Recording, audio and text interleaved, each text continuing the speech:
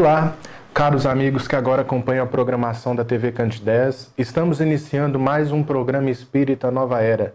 Esse programa é uma realização da AME, Aliança Municipal Espírita de Divinópolis, com a coprodução do CEP, Centro de Estudos e Pesquisas Espíritas.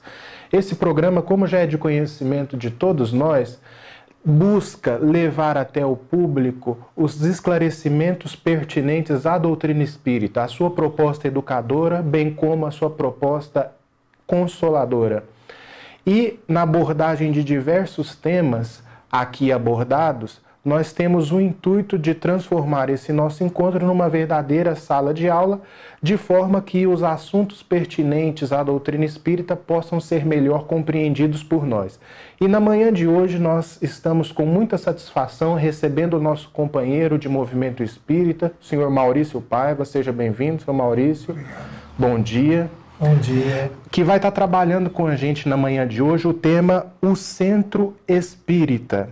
Maurício, e a gente inicia com uma pergunta que é uma pergunta básica, que seria: o que é o Centro Espírita? O Centro Espírita é o local de estudo da doutrina espírita, sim, da prática dos seus ensinamentos, sim, e local é onde são acolhidos outros seres humanos que estão necessitados de orientação, de amparo espiritual, de consolo. De consolo. Então, o Centro Espírita, ele congrega várias atividades que são importantes para dar atendimento ao ser humano nos dias que correm, né? Sim. Nós estamos atravessando uma fase de grandes transformações, com grandes perturbações. Então, o ser humano está buscando aonde se encontrar espiritualmente. Sim. Então, o Centro Espírita é esse local de confraternização, de união, de fraternidade. O senhor concorda com aquela definição de Emmanuel, que o Centro Espírita é uma escola, uma oficina e um hospital? Claro, foi muito bem definido por ele, né? Porque nós encontramos todas as oportunidades de realizarmos alguma coisa a nosso benefício ou a benefício dos outros, não é?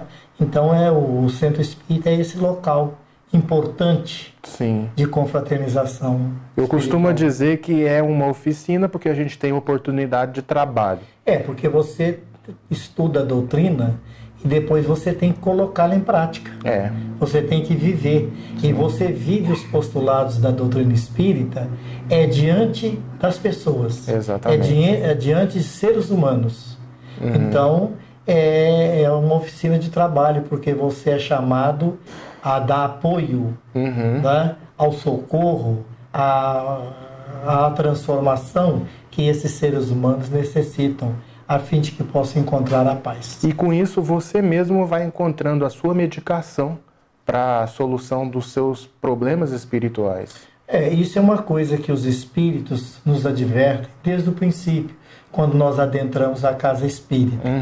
Tudo que nós fazemos de bem retorna ao nosso caminho. Sim. Assim como o mal também nos acompanha, o bem, ele trabalha a nosso favor. Exatamente. Então, quando você estende a mão ao seu semelhante, você dá a palavra amiga, o sorriso fraterno, o apoio material que você possa dar, então você está não só auxiliando uma pessoa, um ser humano, como você está tendo a oportunidade de colocar em prática, sim, aquilo que a doutrina te ensinou. Exatamente. E isso acarreta para você os bônus horas que você precisa. Né? Ô, seu Maurício, agora entrando um pouco mais na questão do funcionamento da casa espírita, quais práticas devem ser priorizadas? Olha, as práticas que devem ser prioridade da casa espírita, em primeiro lugar, o estudo da doutrina, sim, espírita. Não é? O objetivo central. O objetivo principal do Centro Espírita é o estudo, a prática dos ensinamentos espíritas, codificados por Allan Kardec e ampliado pelos que lhe sucederam. Sim. Esse é o primeiro. Exatamente. E existe uma ordem que mais, como se diz, mais itens podem aparecer? Não, e depois é o seguinte, na casa espírita também é o lugar de estudar o Evangelho de Jesus. Sim. Porque a doutrina espírita, sem prática evangélica, ela não surte o efeito então, necessário. Assistência social seria um recurso Porque também. uma das coisas que Kardec percebeu quando ele estava codificando a doutrina espírita é que ele precisava de um lastro moral aonde assentar os ensinamentos espíritas. Sim. E ele encontrou isso no Evangelho de Jesus. Tanto que ele, quando escreveu o livro o Evangelho segundo o Espiritismo, ele pegou só a parte moral do Evangelho. Aquela que não tem controvérsia. Exatamente. Aquela que em qualquer lugar tem o mesmo sentido. Sim. E ele então colocou todo o ensinamento trazido pelos Espíritos, ele assentou em cima do Evangelho de Jesus. Então, uma das tarefas da Casa Espírita é a difusão do Evangelho segundo o que nos orienta os Espíritos. Que bacana. E eu gosto muito também, senhor Maurício, de uma definição de um espírito chamado Odilon Fernandes, que ele coloca das prioridades da Casa Espírita, nesse sentido que o senhor está falando, como sendo o estudo primeiro, depois ele fala da evangelização infantil. Olha que interessante, como sendo uma das prioridades da Casa Espírita, porque eu acho que o telespectador deve ter conhecimento de que tem espaço para criança dentro da Casa Espírita. O jovem, a assistência social e a mediunidade. São aspectos que não podem ser esquecidos. Exatamente. Porque é o seguinte, toda ideia, seja ela qual for, se não tiver continuadores, está fadada ao fracasso. Com certeza. Uma das coisas que eu pude ver na Europa, as 2 vezes que eu pude viajar à Europa, entrei em muitas igrejas. E uma das coisas que eu vi, a ausência de jovens. Exato. A assembleia da igreja naquele instante eram todas pessoas, era toda pessoa formada por pessoas idosas. E isso é ruim, porque se não tem o jovem, não tem continuidade. Não tem. Para ter o jovem espírita, nós temos que ter a criança espírita. A criança espírita, que vai ter todo um processo de formação. E formando desde o berço, tendo uma formação sólida, será um espírito atuante. Você pode ter certeza que será um trabalhador da doutrina. Para você que está acompanhando a programação da TV Candideias ou que mudou de canal e se sintonizou conosco, nós estamos apresentando o programa Espírita Nova Era, desenvolvendo o tema O Centro Espírita com o nosso companheiro Maurício Paiva. Maurício, é ilícito estudar na Casa Espírita obras espiritualistas sem conotação doutrinária? Qual é o conselho para uma segura fundamentação nos estudos? Porque você disse que o estudo é uma prioridade. Só que esse estudo ele não é um estudo aleatório. Ele precisa de um certo critério para ser desenvolvido dentro da Casa Espírita. Então a gente pode estudar obras espiritualistas, até onde que vai os limites do que se deve estudar? Olha, a Casa Espírita é lugar de espiritismo. Sim. Então, se deve estudar na Casa Espírita as obras doutrinárias da doutrina espírita. Quais são? A codificação kardeciana e todos esses livros, esses ensinamentos que chegaram até nós por intermédio de grandes nomes da doutrina espírita, sim, como também de grandiosos espíritos domiciliados no mundo espiritual, sim, que eles deram sequência e ampliou o que Kardec trouxe. Que bacana. Para te dar um exemplo, a obra de Emmanuel, que versa sobre o Evangelho, é uma das coisas mais extraordinárias que chegou até nós, sem dúvida, nos últimos 50 anos. Porque Emmanuel, interpretando Kardec, ele colocou nas suas obras evangélicas uma coisa interessante.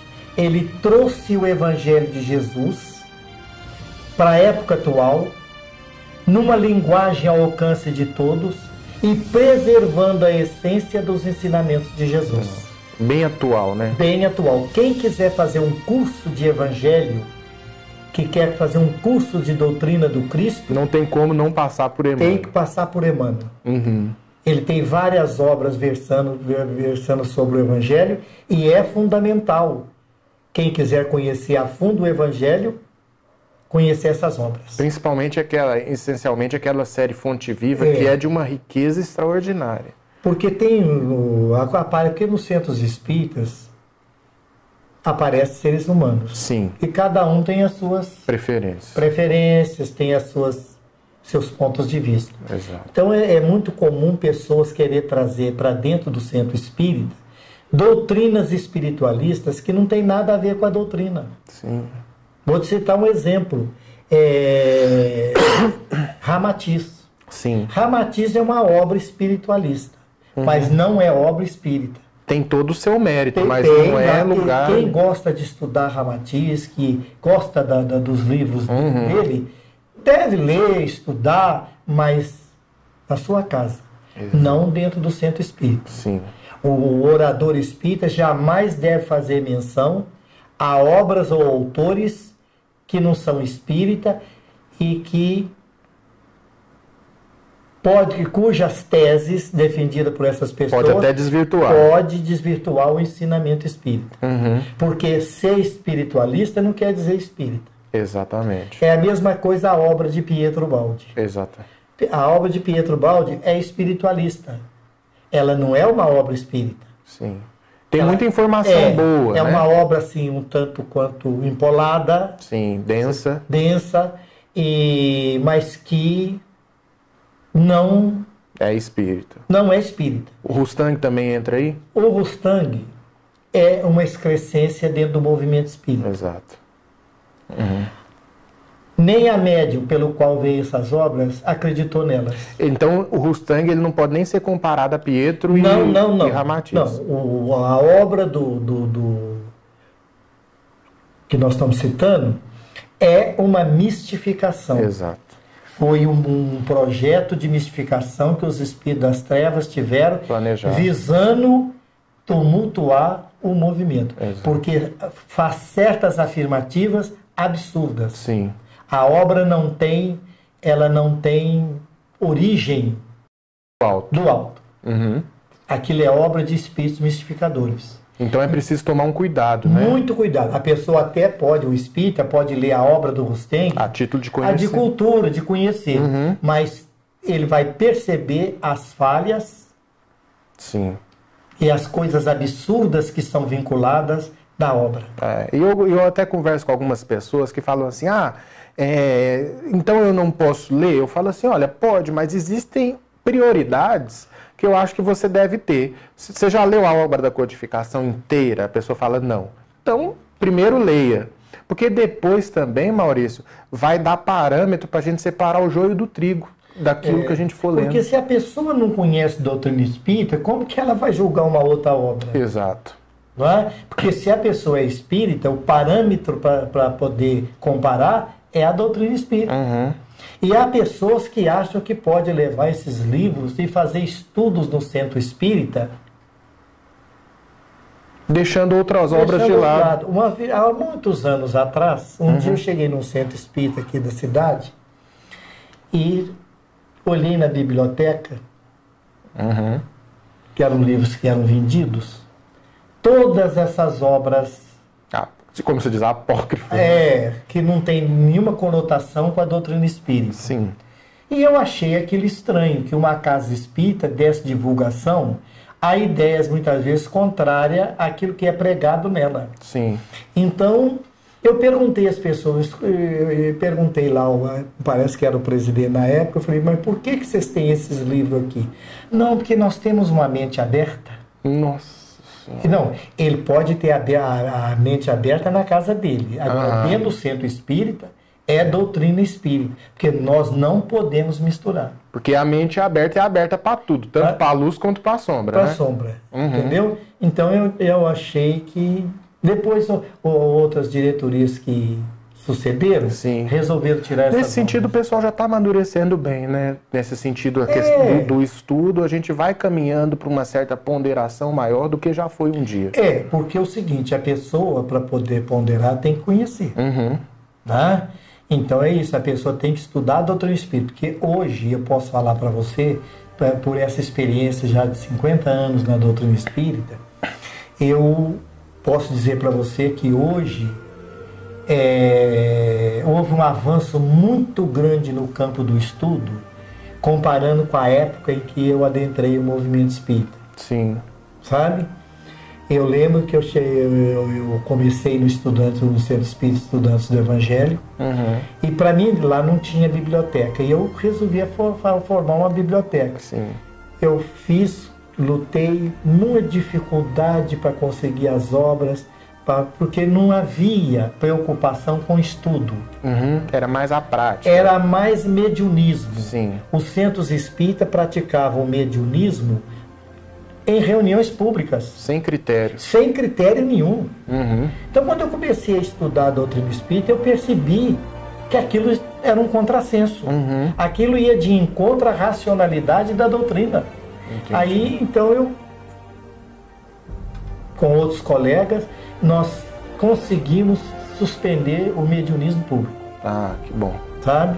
Foi muito difícil. A resistência é muito Houve uma resistência muito grande. Falaram que nós estávamos acabando com a doutrina, com o centro. Mas depois todos os centros aderiram. Então, hoje tem muito mais possibilidade da pessoa entrar num centro espírita, estudar, entender doutrina espírita. Hoje nós temos muitos oradores capacitados para transmitir os ensinamentos espíritas. Sem dúvida. Né? Então é muito importante. Hoje, comparando com a época que eu entrei, nós estamos numa fase excelente e esperamos que continue melhorando. Sim.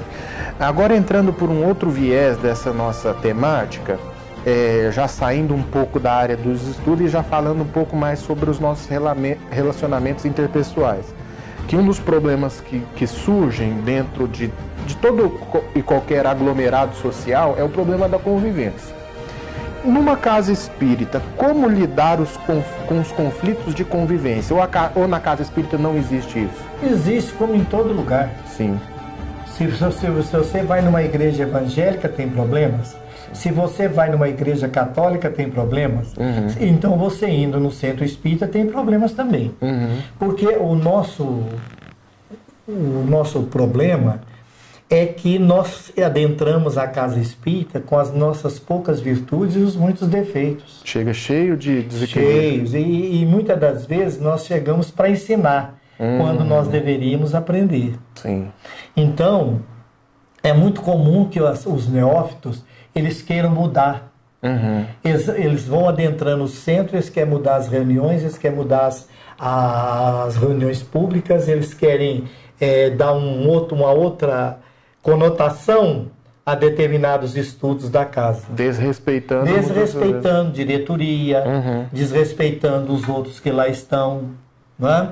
Então a casa espírita, assim como ela não pode ser vítima desses neófitos, também não pode ser vítima de diretorias arrogantes, arbitrárias, autoritárias. E outra coisa, a casa espírita é a casa do diálogo. Sim.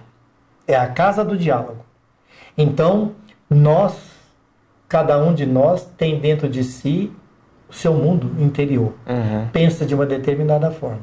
Mas quando se trata de um trabalho coletivo, nós temos que dar prioridade o respeito à doutrina espírita. A palavra-chave é o respeito. O respeito à doutrina espírita. Sim. Eu não tenho direito de criar teorias da minha cabeça para poder modificar a doutrina espírita. A doutrina espírita ela não é estática, ela é dinâmica. Mas toda a sua evolução ela é formada dentro de um determinado trabalho da espiritualidade. Sim. Vamos observar para você ver. Nós podemos, principalmente aqui no Brasil, dividir o movimento espírita em antes e depois de Chico Xavier. Sem dúvida. Kardec trouxe a base, e todos aqueles que na época e que o sucederam deram a sua contribuição sustentando para ali, né? harmonizar aquele conjunto de conhecimentos. Com Chico Xavier, por a espiritualidade superior, trouxe um avanço extraordinário. Então, essas obras, essas ideias foram assimiladas pela doutrina, Sim. porque elas tinham a chancela do mundo espiritual superior. Interessante, hein? E em momento algum elas entraram em choque com aquilo que Kardec propôs. Então, é muito importante isso, a gente na casa espírita ser casa do diálogo. Sim. Não se deve ter diretorias arrogantes. Que não escutam, né? Porque os dirigentes devem abrir espaço para que as pessoas opinem. E sem se contaminar com poder, que eu acho que esse é um problema também. Assume um cargo de liderança. Porque o problema é o seguinte, nem todo mundo está capacitado a dirigir. Você colocar uma pessoa sem conhecimento, sem preparo, na direção de uma casa espírita é fracasso certo. Sim.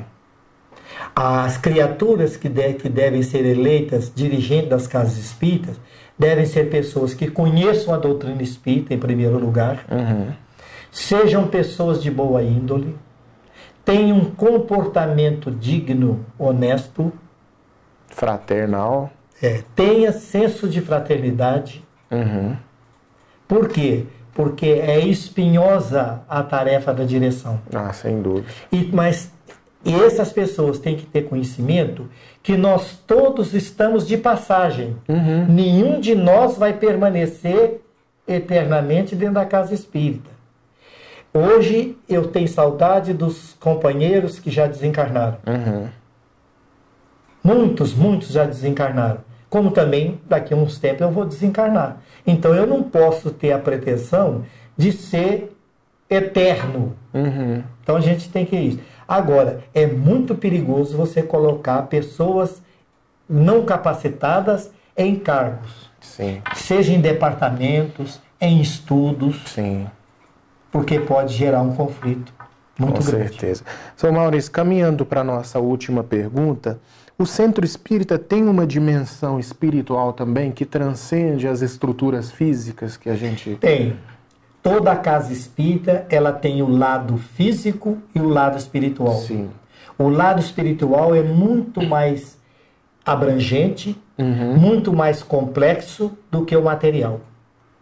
Por exemplo, os centros espíritas, durante a noite, durante o dia, quando estão fechados, continuam trabalhos espirituais sendo realizados. Sim. Porque as equipes espirituais que dão assistência ao plano aqui carnal, elas usam os centros espíritas de madrugada, à noite, para fazer reunião, para fazer trabalho de assistência, para dar socorro a pessoas que passam por problemas obsessivos, pessoas que estão próximos ao desencarne, que precisam de uma determinada assistência para que possa desencarnar tranquilos. Então, o trabalho da casa espírita é muito grande.